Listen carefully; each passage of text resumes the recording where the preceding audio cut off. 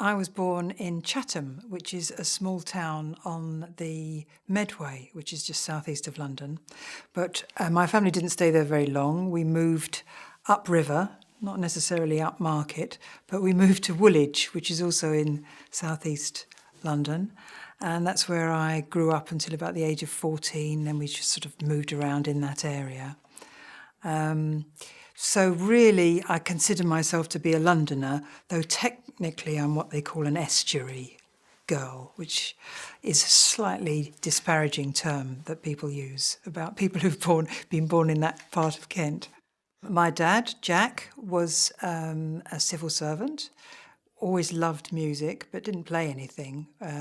Very, very fond of what you might call light classical music. That was the sort of music that I was brought up on. And I do remember this is going back a bit, he had a very old gramophone player which played 78s, and two of his 78s, which were my two favourite 78s actually.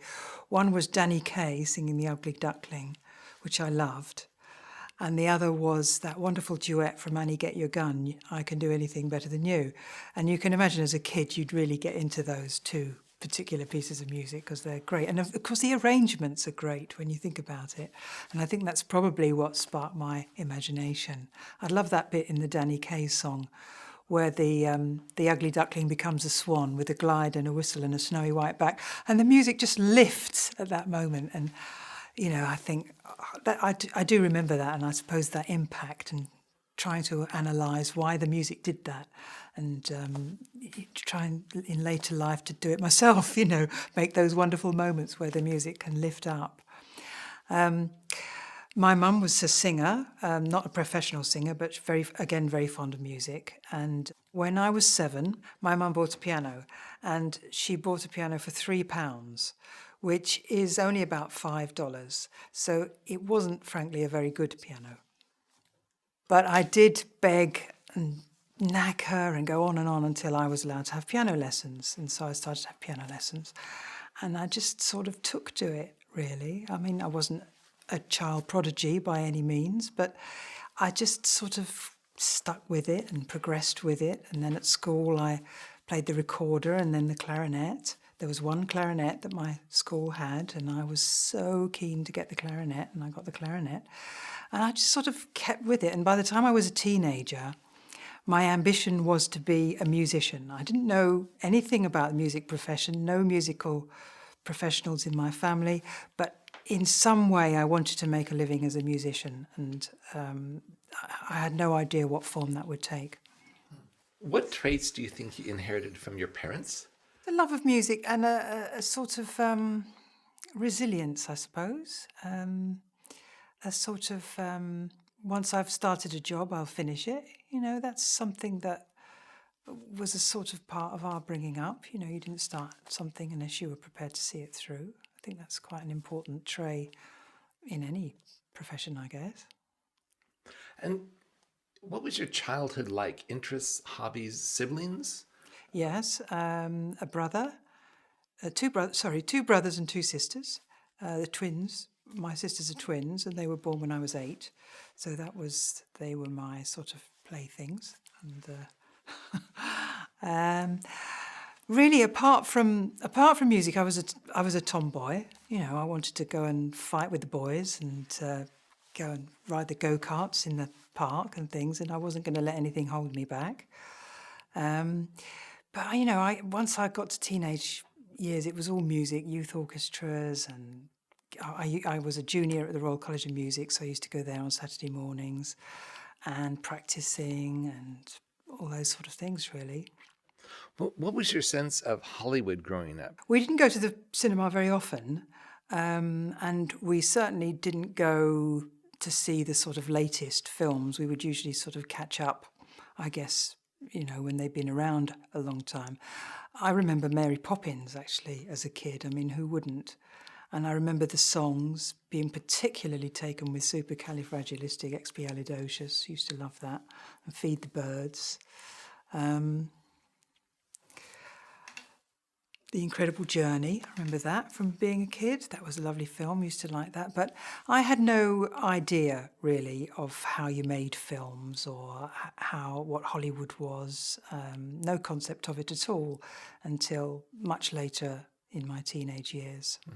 Did your parents support your music aspirations and lessons? Yes, my parents did support my music because they loved music and they were very thrilled that I obviously wanted to be a musician.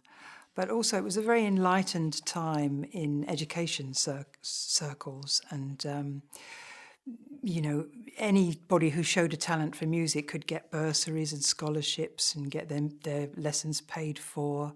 And I had all my lessons paid for once I started to go as a junior at the Royal College of Music from our education authority. And these things don't happen nowadays. It's really sad. Was there anyone there that was a good mentor for you, looking back on it? Well, when I went to senior college, because it was sort of assumed that if you've been a junior, you would go to senior college, so I didn't really even think about it much at the age of 18. I went to senior college, and I didn't study composition, but I studied a lot of harmony and counterpoint.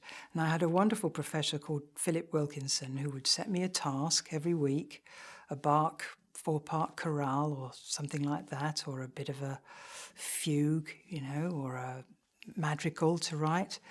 And that's how you really learn your craft. Week after week, you come back and you look at the Bach chorale and you points out the parallel fifths and the doubled thirds and the dropping leading note. And then you look at what Bach did and you feel about that tiny because your music is never going to be anywhere near that sort of genius level. And I do owe a lot to Philip Wilkinson. He taught me a bit of orchestration. And he was what they call my supervisor, so he stayed with me for the 3 years. And yes, I think he was a very great influence on me. When did you have an interest in popular music? I heard a rumor that you once would tell people, rather than you were an aspiring composer, that you were, was it a VAT collector or something? Well, this is in later years. If you tell people, if people say, oh, and what do you do for a living? And you say, oh, well, I'm a musician. That's never enough. Oh, well, what do you do?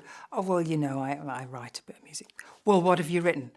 Well, I've written a few film scores. What film scores have you written? And it goes on and on and on. And then they say, and I did the full Monty. Oh, what's it like to work with Tom Jones? And but if you say, oh, I'm a VAT inspector, that's it. There's no follow-up question to that, is there, really? So it just sort of keeps people quiet. But I've given up on that. It doesn't work anymore.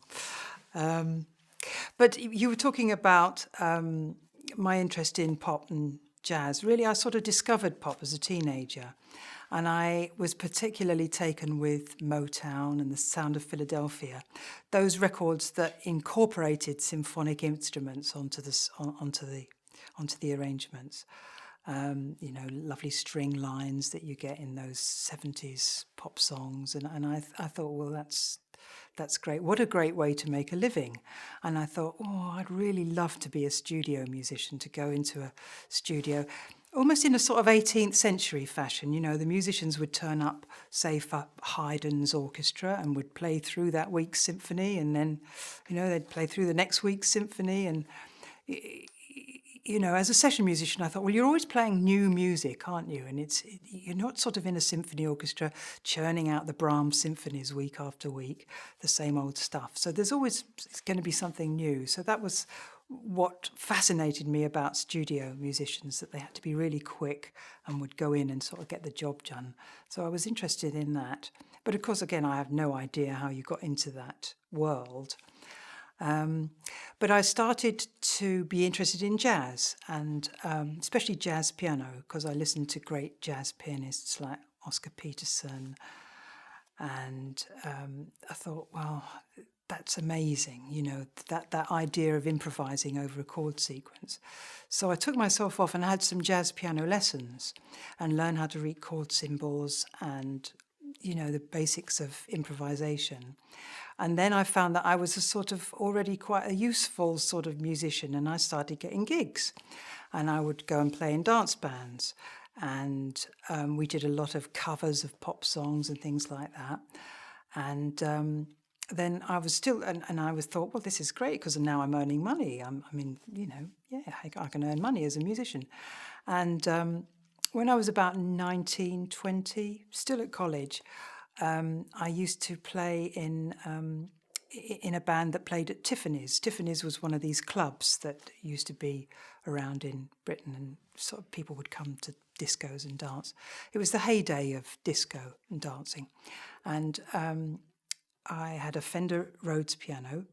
And actually, before I had the Fender Rhodes, I had a Wurlitzer piano, which was a great instrument. And I had a little synthesizer, monophonic synthesizer on top.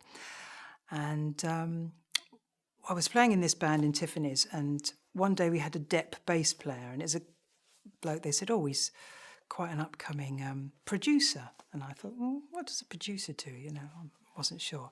And it was a guy called Trevor Horn, and he turns up, starts playing the bass, and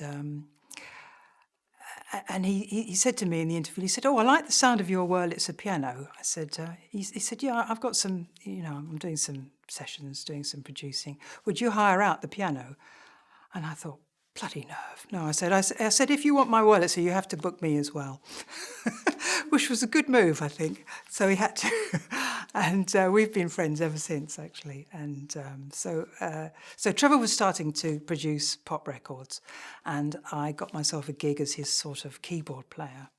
And then one thing led to another, and he said, "Well, can you do string arrangement for this track?" And I, when you're in your 20s, you say yes to everything, don't you? Even though you've got no idea. So I said, "Yeah, of course I can." So I got home, got out all my favourite records, listened to the string lines, tried to work out what the strings should do, and, just sort of did it, really. When did you get involved in the art of noise? And is that something that developed concurrently with you? Yes, I suppose so. But I think I've never really accepted the boundaries between classical music and pop music. It's all music, really. And there's some great pop music, some great jazz, some great classical music. I wouldn't make any value judgments between any of them, really. But I was working with Trevor on various artists that he was producing, like ABC and Malcolm McLaren. And we had a sort of studio group. It wasn't like a normal studio group. We had J.J. Yenchalik, who used to program the Fairlight, Gary Langan, who was a brilliant engineer, Paul Morley, who was a brilliant writer and journalist, and Trevor, who was the producer. And we sort of thought, well, we'll form ourselves into a sort of house band for ZTT, which was the record label that Trevor had at the time. And we were messing about, really, with this very early sampling machine called a Fairlight, and experimenting with putting in various sounds, like percussion sounds, but sounds from real life, like doors slamming, and then changing them into percussion loops, doing various manipulations with them. And I thought what we were doing, sometimes I joked with the boys that I thought we were sort of following in the tradition of Stockhausen and these very experimental 50s electronic composers. And then I'd go home at night, and overnight they put on the hip-hop beats, And so I'd come back in the morning and it wasn't quite how I left it. That's a sort of partial truth, really. But certainly the guys were interested in that sort of stuff, which I knew nothing about, really. That was the era of, I remember studying music, and it was like musique concrète. Well, you see, with musique concrète, they didn't have the technology that we had. Everything that they could do was manipulating tape, and it would take ages. It must have taken forever to construct the sort of pieces that they constructed. But as soon as you had the Fairlight that could sample little bits of sound and then play them back multiphonically, you can immediately, you can do what would have taken a day in a minute. Yes. So we had that great advantage that we could experiment, very easily with that. Now, how did you get your first film composition job? Well, The Art of Noise, much to our surprise, became quite successful and had some hit records. And being basically an instrumental group, people used to use our music for adverts, for all sorts of different films, and we would get quite a lot of people wanted to get a sync license on a piece of music and use it for a film. And then one day our manager said, well, would you like to actually score a film? Because we've had this film come in and they're quite interested in getting you to write the score for it. And I said, yes, I certainly would. This is a fantastic opportunity. And so we were offered this film, which probably nobody has ever seen, called Disorderlies. And it starred the Fat Boys, who at that time used to do this sort of human beatbox thing. And the whole premise of the story is that these guys from the wrong side of the tracks pretend to be medical professionals, and they infiltrate their way into the very grand upper class home of a man who's very elderly and quite sick and needs a lot of looking after. And of course, you know, in the way of these things, because it is a comedy, they sort of form a very unlikely alliance and they all get on fine in the end. But it was a great opportunity to do these sort of, looking back on it actually, we did these, it's a great combination of the classical for the elderly, upper class guy in his mansion, and the sort of street hip hop beats underneath. So we've got a few sort of this, boom, I can't do it, you know, but you know the sort of thing, with a sort of E-flat trumpet over the top doing a sort of classical concerto sort of thing. So that was our first opportunity, and I relished it. I loved it, and I thought, yes, I want to do some more of this. And I, at that stage, was doing quite a lot of commercials in London, because it was a very vibrant commercial scene. We had some fantastic directors doing commercials. Hugh Hudson, Ridley Scott, Tony Kaye was somebody that I met at that time and started doing commercials for.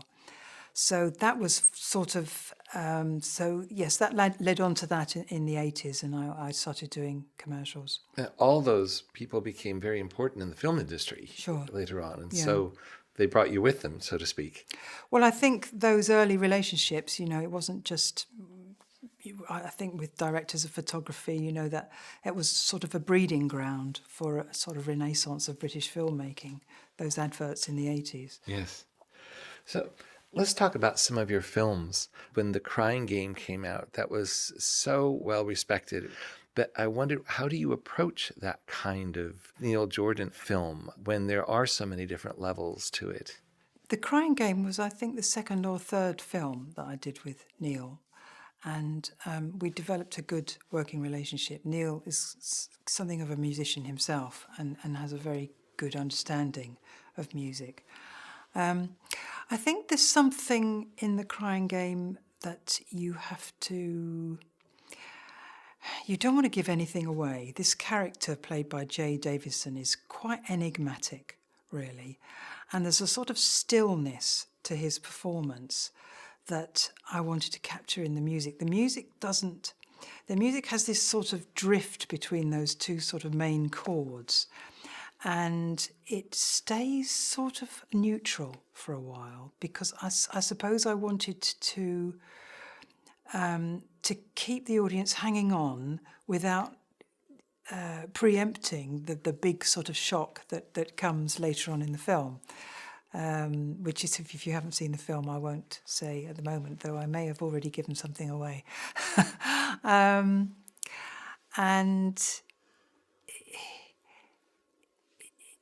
it was a very enjoyable film to do. It was a lovely working relationship with Neil and with Stephen Woolley, the producer.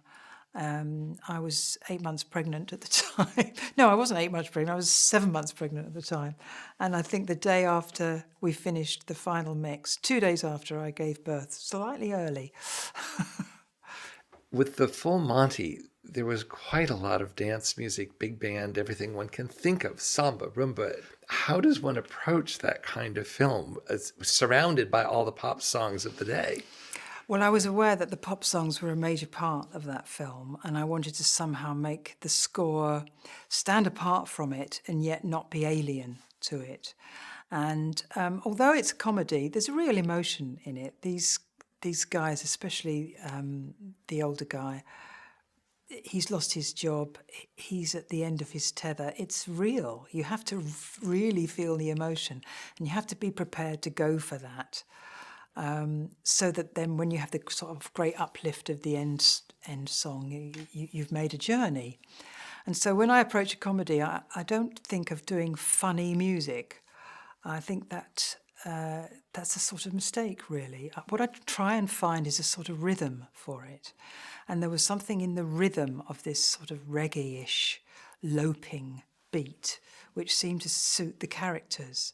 And we had the idea that because there's sort of 6 or 7 disparate characters that come together in the full Monty and form a group and actually gel together as a group at the end, that maybe we should have some featured instruments that you wouldn't normally put together, like harmonica, baritone saxophone, and form a sort of band from all these, 6 or 7 strange instruments and try and make it gel together. So that was the idea that I discussed with director Peter Cattaneo. And I think when it worked very, very well in that film. I was pleased with the way that turned out.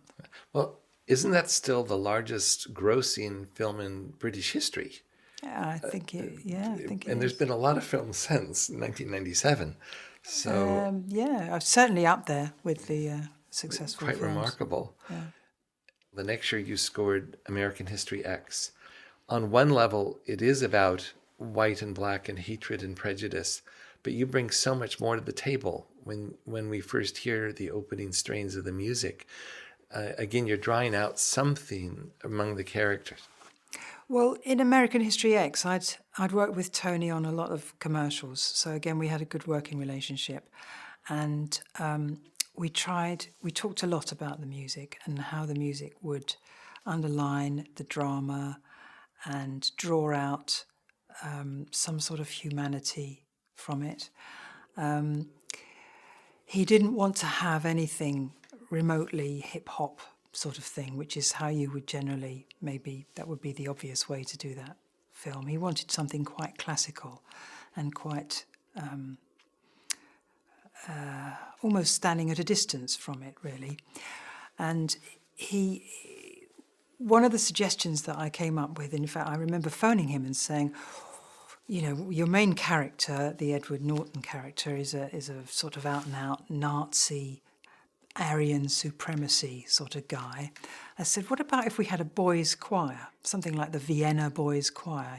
Obviously we couldn't get the Vienna Boys' Choir, but I said it's a particularly sort of Aryan sound, maybe. And he said, yeah, that's great. Oh, I like that. I like that a lot. And then put the phone down. And then half an hour, he phones back and he said, actually, I think it's brilliant. Because he's like that. He's a great bloke to work with. And so we found a boys' choir to do the choral parts. And I remember the choir master was sort of a little bit concerned about the film. And he said, it's not violent in any way, is it? And I said, well, it certainly doesn't condone violence in any way. So I think I got away with that. But yes, so I approached it in a very sort of classical way, really, like a classic film score with themes for characters, and tried to, in this one, sort of preempt the fact that our character, Ed Norton, will be redeemed. So it's... there is a ray of light even from the beginning, which hopefully sort of finds its sort of resonance at the end. The choir gives it that almost angelic quality, doesn't it? At the beginning, it's haunting, and it foreshadows something, and you don't know what from the opening. Yeah, well, moments it's supposed of to the picture. be redemption. I mean, it's a very tough ending indeed. Yes. It was a very tough scene to score. I think I've been very lucky that I've been offered a variety of films. I would not really like to do all comedy or all drama or all thriller. And But I don't approach them consciously differently. I spend a lot of time thinking before I write anything, really. Well, I like to, if you have the chance. Sometimes timescales are so contracted that you don't get the thinking time. And so I'll watch the film several times and I think, I like to think about what would work musically. And I try to think of a sort of soundscape that's going to fit that particular drama. And a sort of, if it's a comedy, I try and find a rhythm for it. In Jeeves and Wooster, it's obviously based around a sort of dance band of the 20s and 30s. In the Full Monties, it's a sort of reggae rhythm. But I do find a rhythm will help you get through a comedy without having to write funny music. With a drama, I just approach it and I sort of play around with themes on the piano, and then eventually something sticks and I sort of come back to it the next day, and if I still like it, I sort of think, yeah, I'll work on that theme. And I think it's... I like to write themes and tunes. There's an awful lot of music which is athematic, which is sort of based on textures and riffs. And I do some of that as well. I think there's a place for that. But if you can find a really great theme to work with and to change, and that changes as the course of the picture goes on, then you've really onto a winner, I think. So you don't really think about genre. You think more about just the approach and how it affects the film. Yes, I'm not one for putting anything in a particular box. I mean, I think a lot of films cross genre anyway. I wouldn't like to think, I mean, a thriller might have a romantic undertow to it. A comedy might have a romantic feel to it. I think each film is its own entity. Do you find some films just more difficult to score? Is it hard to reinvent yourself all the time? Well, it's never easy, actually. I think people think it's easy. You sit down and you find a tune. Well, it's not really, because you want to avoid doing the obvious. On the other hand, you want to do something that is appropriate, and it can underlie the things that the characters aren't telling you. It can make an unsympathetic character sympathetic, and the other way round. You can go against the sort of drama. You should really intrigue the audience, I think. I think that the music should draw the audience in and keep it there. I suppose I find it a little bit easier to do things which are serious. I think music has this inbuilt... Music wants to be serious. You put a sort of low note under a scene and immediately it has a sort of dramatic impact. If you want a scene to be comedic, that's a bit more difficult. You put a low note under it and you've killed the comedy. So you have to find something else to do. So you have to find a rhythmic riff or something to play with. So the role changes with the different kinds of films? I suppose it does, really, but I try not to analyse too much. Is this the right thing to be doing for this particular genre? Yeah. Are there qualities essential to doing this job well, either from your own background or training, that you bring to film scoring that you feel are vitally essential to doing the best job you can do? Well, I think you need to be resilient because, and you have to be prepared to collaborate. You have to be prepared for this theme that you've spent days crafting and you've done this beautiful demo of, and you play it to the director and they say, that's completely wrong. You have to rise above it and think, okay, good, we know what's wrong now. What's going to be right? So yes, I think you have to have this quality of resilience and be willing to change things, because sometimes, people who aren't particularly musically literate can have a really good take on something and they might say a word which just sort of inspires you to go in a certain direction, and you might do something that you hadn't thought of doing. On Tristan and Isolde, I noticed there were 17 producers of one kind or another, executive, associate, It doesn't surprise me. You have to pick a direction and go with it. I'm sure all 17 have an opinion. Who do you answer to in situations like that? It can be difficult. I mean, it always used to be the director was the one in charge, and you would have a relationship with the director, and that was the creative relationship, and it was fairly straightforward and simple.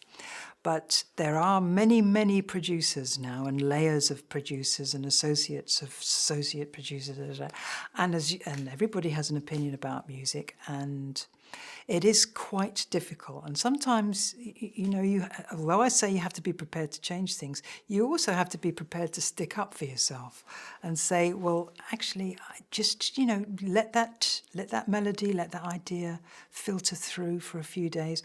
Because what happens now is people put on temp scores, and they spend a lot of time crafting very good temp scores. And then every composer will tell you the same. The producers and the director fall in love with the temp score, and then you come in late in the day, and you're going to do something different, and it takes a while for people to accept that the scene that they've seen all the time with Thomas Newman's score from The Road to Perdition or whatever on, which is one of people's popular choices for temp scores, they can't have that track, so they have to have something else.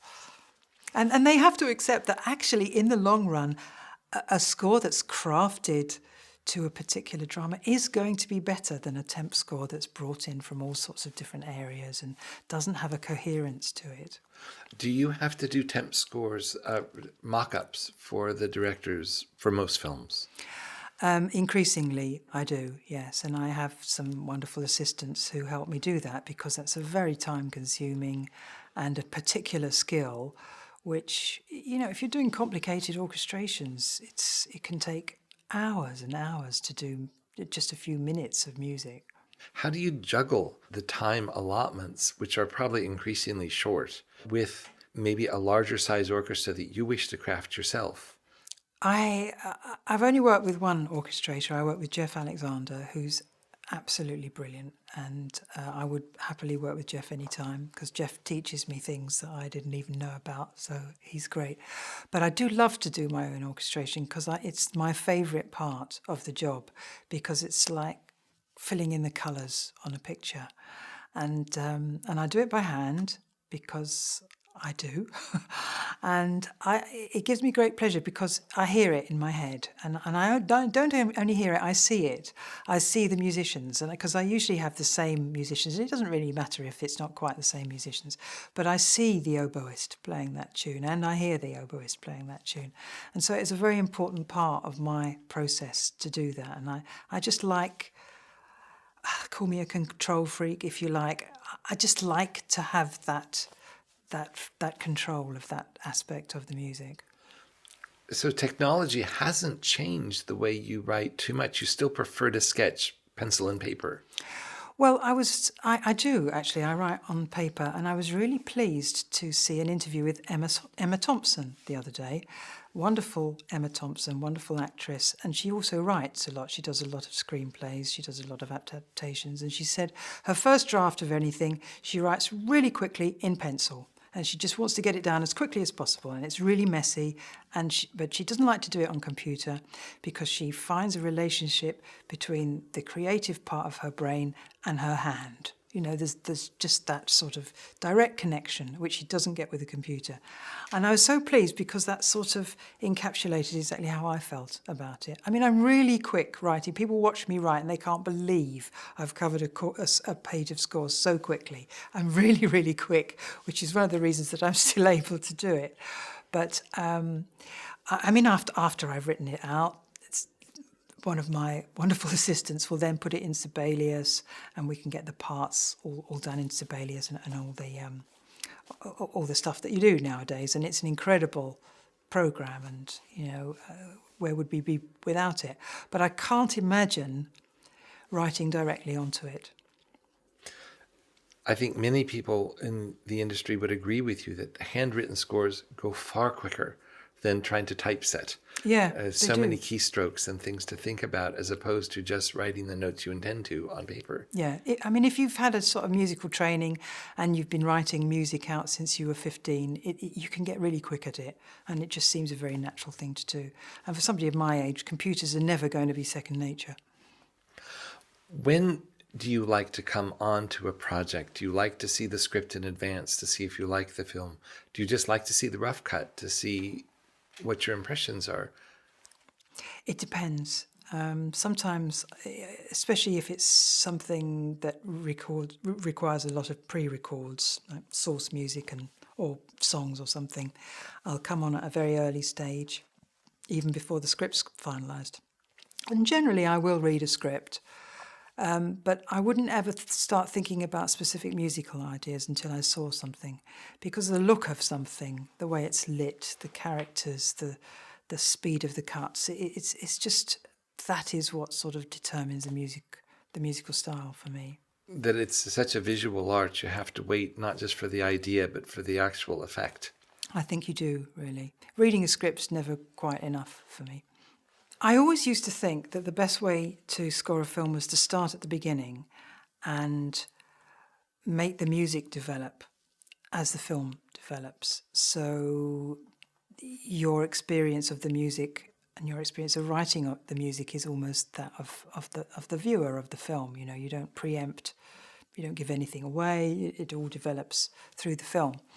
And I still tend to do that, but I had a very interesting chat once with a very good composer called Christopher Gunning, who said that he never does that, and he'll find the scene which is the emotional heart of the film and start there and sort of make the music go backwards and forwards from there. So I do occasionally do that nowadays, and I'm beginning to think that that's probably, well, that's a better way of doing it, maybe. I'm not sure. I'm doing it at the moment, actually. I'm scoring a very interesting, long, big TV series called Poldark, and it's action-packed, very emotional, and I'm sort of in each episode I am tending to go for the scene which is like the most crucial, emotional, dramatic moment, and then building back from there. I'm sure every relationship is different, but how closely do you work with the directors? Yeah, I think the relationship with the director is very important. I think that's probably your most important creative relationship. I think it does become easier after a few films because there's always that very nervous moment on the first session that you do with the director that you've worked with for the first time. And, you know, you might have done all the mock-ups and, you know, but there's always that, you know, what's it actually going to sound like? And then hopefully when they hear it and they like it, they think, oh, okay, it's going to be fine. So I think it gets easier. And I think you can,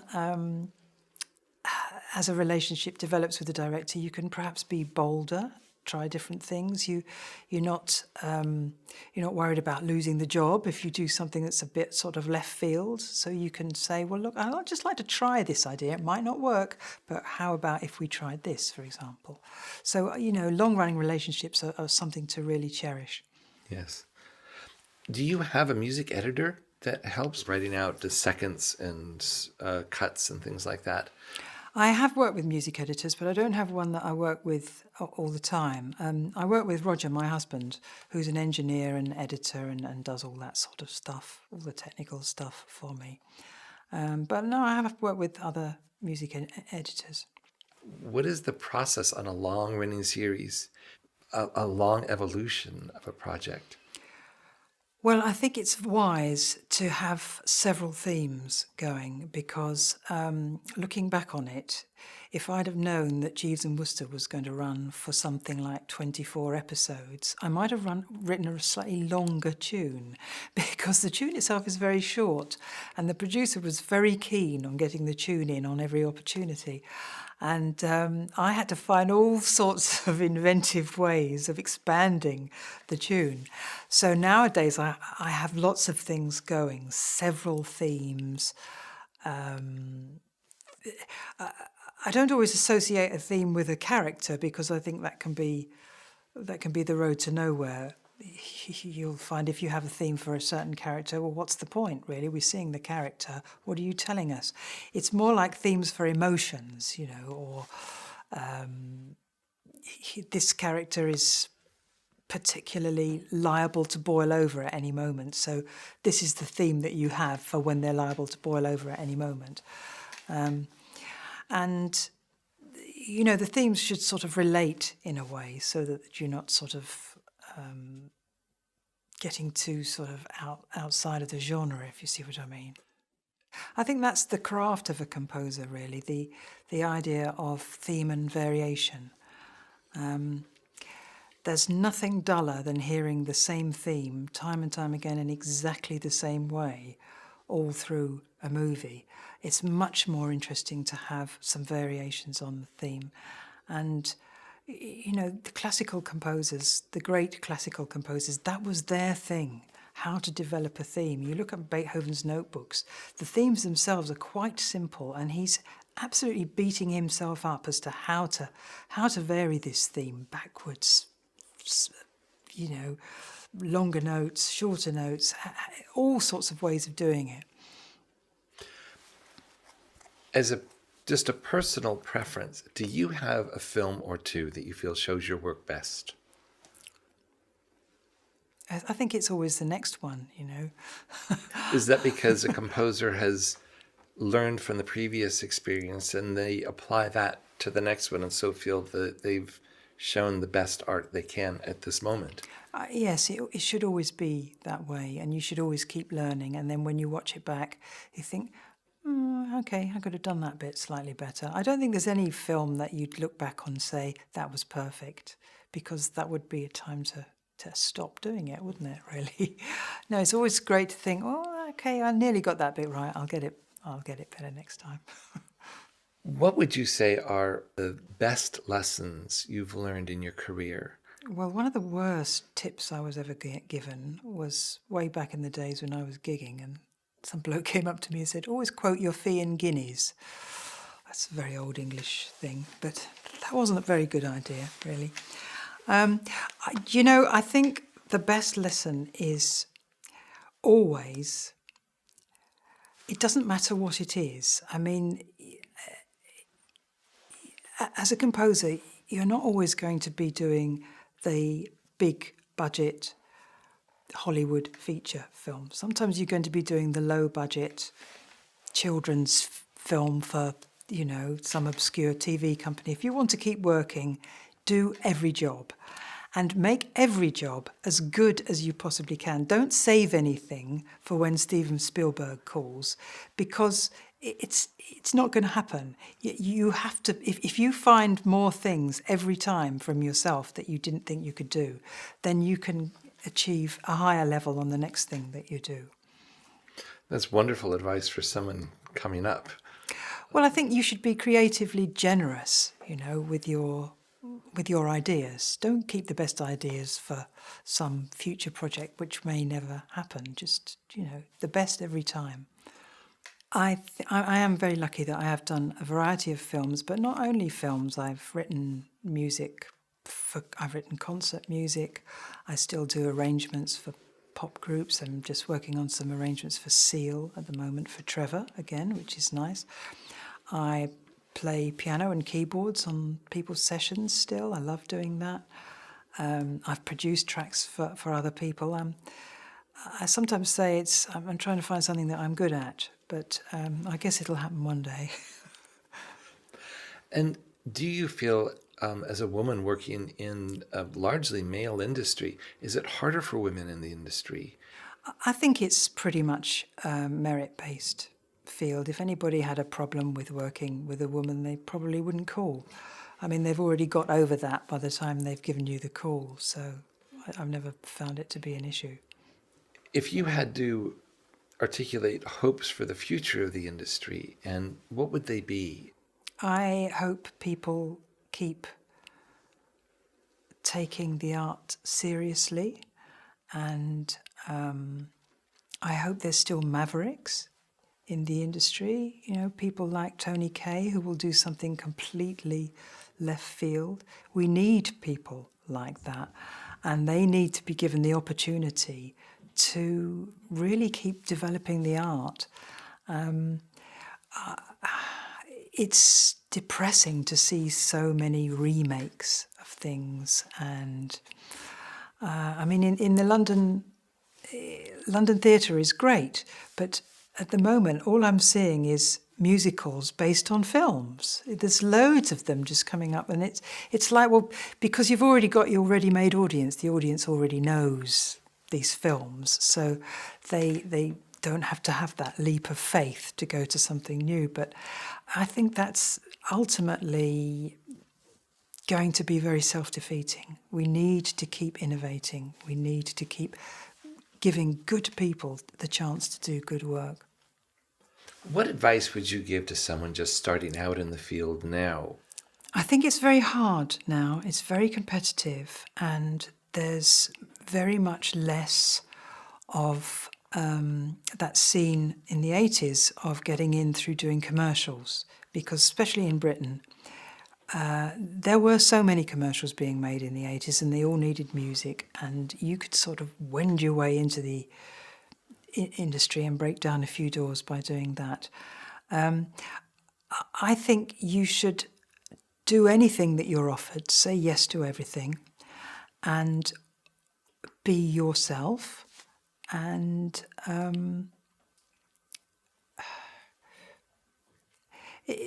for a composer just starting, I think it's never done anybody any harm to get a musical education.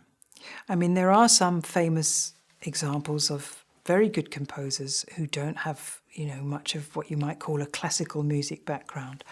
But I think that's going to become the exception. The more skills that you can bring to the table, the more opportunities you'll have for getting into the industry. I mean, if you know your way about an orchestra and can do some orchestrations, you can get in that way.